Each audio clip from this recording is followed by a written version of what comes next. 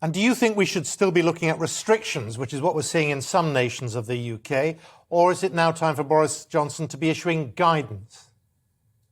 Well, I think guidance should do, because in fact what's happened is that there's been a kind of mini lockdown. You know, people haven't been doing the sort of things that they would like to have done anyway on their own bat, rather than needing, the government to tell them to do it.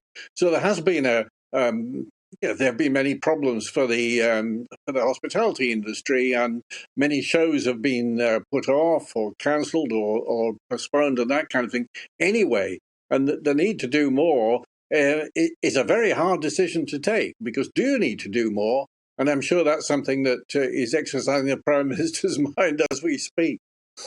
And Hugh, the reason why these restrictions have been brought in Wales, Northern Ireland and in Scotland is because we're still at that early stage with this new variant. We're not exactly sure how mild it is. There are early suggestions that it is milder than variants that have gone before. What is the latest with that?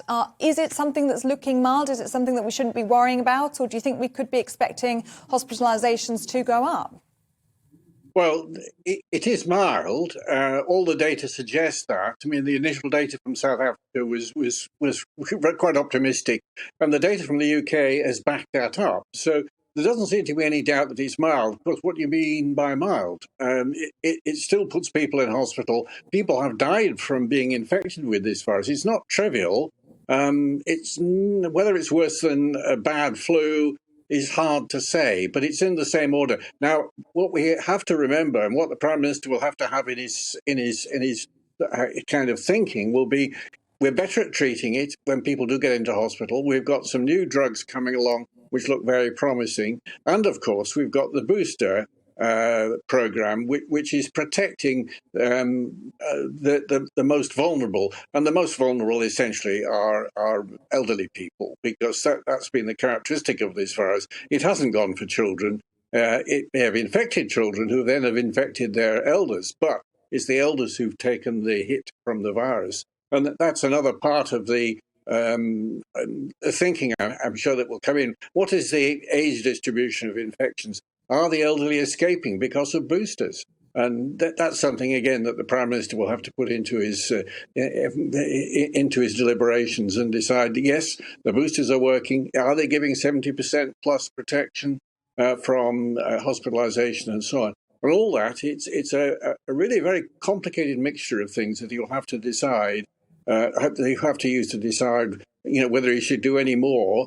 And of course, he's also got to consider whether doing anything more is going to make a lot of difference. Because what we do know about Omicron is that it's come in at a fantastic speed, and it's everywhere. It's everywhere. I mean, it's even for example, it's even in the north of Scotland, not causing a lot of cases, but it's got itself seeded everywhere.